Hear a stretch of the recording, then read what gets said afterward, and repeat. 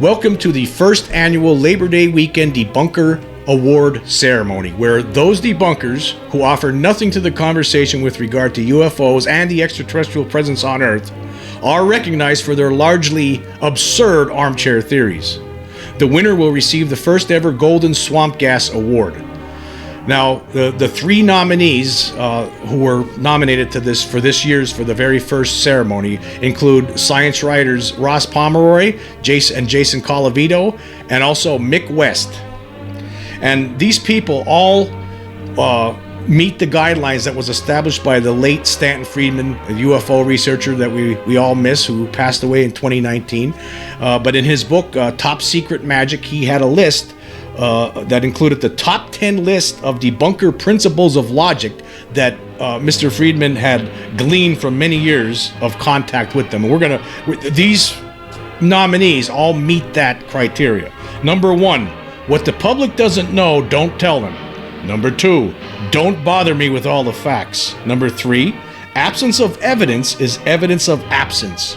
Number 4, select the data that matches your conclusion.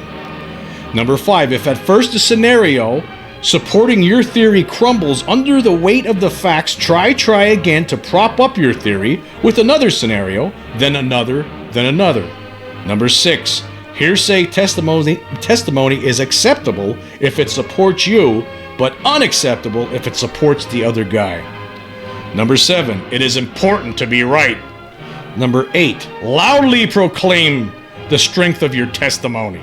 Number 9, pepper your publications with references to as many personal, i.e. unverifiable, interviews as possible. Number 10, don't mention references that don't support your theory. The public won't know the difference. Now, these people who were nominated for the first ever Golden Swamp Gas Award in the first ever Labor Day Weekend Debunker Award Ceremony, they all meet these criteria in one way or another over the years. If you look at the kind of things that they do in their writings and their theories, they all meet this. I've seen it.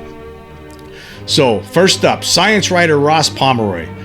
He's nominated for attacking physicist Michio Kaku for supporting the idea that it appears we're dealing with extraterrestrials. In a July article for Real Clear Science, Pomeroy, while presenting not an iota of information to back his own claims that there is absolutely no proof of an extraterrestrial presence on Earth, inferred that Kaku is jeopardizing his career because he does support that notion.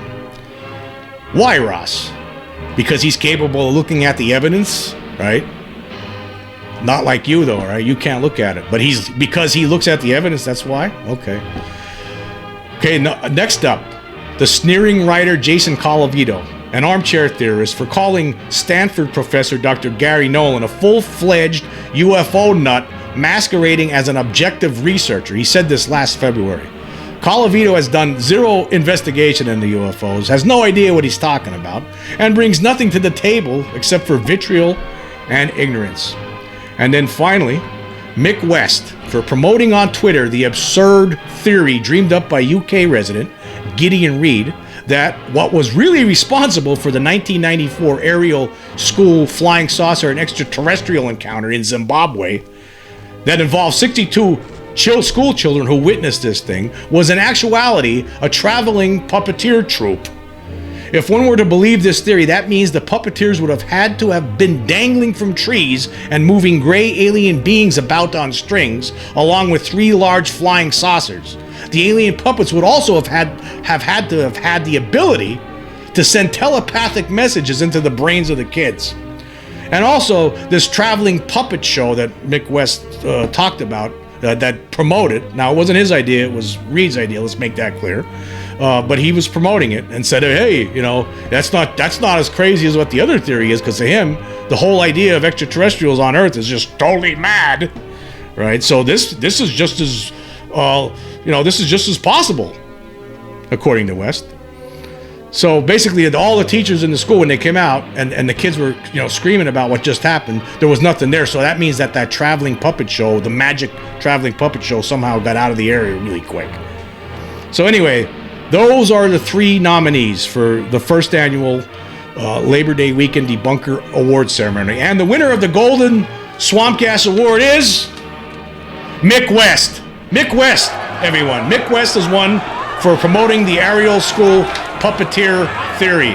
Congratulations, Mick. You win the first ever Golden Swamp Gas Award.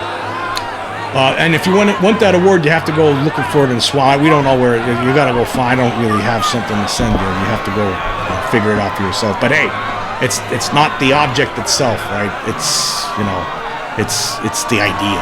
It's the whole concept. You're the first winner. You should be very proud.